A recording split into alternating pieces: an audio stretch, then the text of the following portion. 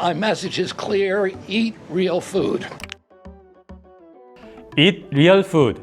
진짜 음식을 먹어라. 지난 1월 발표된 미국 식단 가이드라인이 식탁의 기준을 새롭게 바꾸고 있습니다. 칼로리를 계산하던 시대에서 이제는 음식의 질과 균형을 바라보는 시대로 이 변화는 우리 건강에 어떤 의미로 다가올까요? 그리고 오늘 여러분의 식탁은 어느 쪽에 더 가깝나요?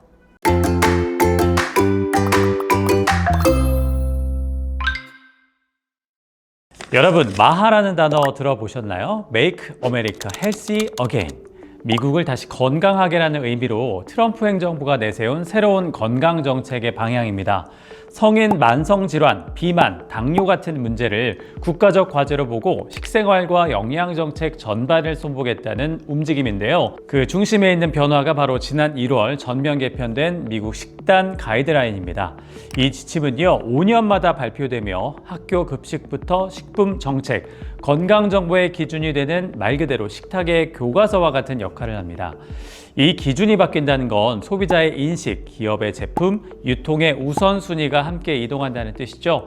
실제로 최근 시리얼 제왕이라 불리던 켈로그가 초가공식품 규제 흐름 속에서 경쟁력을 잃고 이탈리아 식품기업 페레로에 인수된 사건은 이 변화가 이미 산업의 판을 바꾸고 있음을 보여줍니다. 이건 단순한 유행이 아니라 앞으로 5년, 길게는 10년 정도의 시장 설계도입니다. 그렇다면 이번에 무엇이 달라졌을까요? 변경된 식단 지침 퀴즈로 한번 알아보겠습니다. 매 끼니 단백질, 특히 붉은 고기를 먹어라. 저지방이나 무지방 유제품 대신 일반 유제품을 먹어라.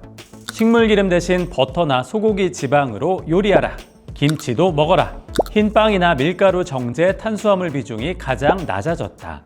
소시지, 과자, 냉동피자 같은 초가공식품은 아예 먹지 말라. 정답은 모두 O입니다.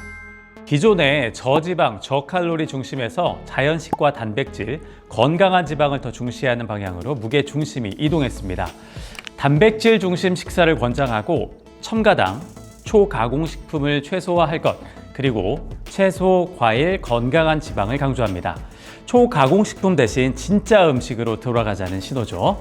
자, 그렇다면 미국 식단 지침은 왜 이렇게까지 바뀌었을까요? 요즘 미국에서는 대사질환 때문에 나라가 흔들린다는 말이 나올 정도입니다. 미국 성인들이 하루 섭취하는 열량의 약 53%가 초가공식품에서 온다는 사실, 꽤 충격적이죠. 자, 그 결과 비만과 고혈압, 당뇨는 물론 청소년들의 당뇨병 전 단계까지 급증하면서 만성질환이 사실상 비상 상황에 이르렀습니다. 미국 전체 의료비의 약 90%가 이 만성질환 치료에 쓰이고 있을 정도니까요. 자, 전문가들은 그 원인을 분명하게 짚습니다. 너무 달고, 너무 짜고, 너무 쉽게 먹을 수 있는 음식들 사이에서 건강한 선택이 오히려 어려워진 시대.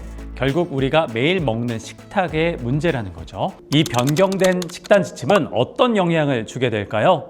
앞으로 5년간 미국의 학교 급식과 군대 식단, 병원과 요양시설, 저소득층 지원 프로그램까지 연방정부가 운영하는 모든 영양정책의 기준이 됩니다. 더 나아가 전 세계 영양학 교과서의 의료 가이드라인, 수많은 건강 컨텐츠 역시 이 기준에 영향을 받게 되겠죠. 자, 여기서 중요한 사실 하나, 이 새로운 기준이 말하는 라이프 스타일은 사실 뉴스킨이 오래전부터 제안해온 방향과 닮아 있습니다. 단백질과 근육의 가치, 식물성 단백질 및 필수 아미노산 9종을 함유한 저당 설계의 티알미 쉐이크가 있죠. 혈당과 초가공식품 관리, 혈당 케어와 체지방 관리 동시에 할 수 있는 혈당 엣지가 대표적입니다. 건강한 지방의 재조명, EPA 및 DHA 함유 유지, 오메가3가 함유된 유스스펜3, 신선한 채소, 과일 섭취 습관화, 프리즈마이어로 과일 채소 섭취 수준을 확인할 수 있습니다. 균형 있는 영양과 건강한 라이프 스타일, 새로운 식단 지침이 강조하는 방향, 더 나아가 건강한 사회를 만드는 이 모든 것이 뉴스킨이 제안해온 건강한 라이프 스타일과 맞닿아 있다는 생각이 듭니다. 한국은 OECD 국가 중 비만율이 두 번째로 낮은 편에 속합니다. 하지만 안심하기에는 이릅니다. 2002년 31.7%였던 성인 비만율이 2023년에는 37.1%로 꾸준히 상승했고, 특히 20, 30대 젊은 층의 증가세가 두드러지고 있기 때문입니다. 미국처럼 심각한 사회 문제로 번지기 전에 지금부터 경각심을 가지고 대비하는 것이 중요해 보입니다. 다행인 건 변화의 신호도 분명하다는 사실입니다. 요즘 MZ세대는 뷰티보다 건강에 더 큰 가치를 두기 시작했고, 건기식 가운데 프로바이오틱스 구매율이 가장 높은 연령층도 바로 20, 30대 여성이라고 하네요. 자, 건강의 관리가 아니라 라이프 스타일이 되고 있는 거죠. 글로벌 기준이 바뀌는 지금, 우리에게 필요한 건 복잡한 계산이 아니라 조금 더 자연에 가까운 선택일지 모릅니다. 뉴스킨이 말해온 웰리스도 결국 같은 방향을 바라봅니다.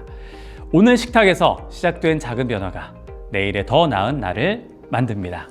여러분의 한 끼는 어떤 이야기를 담고 있나요?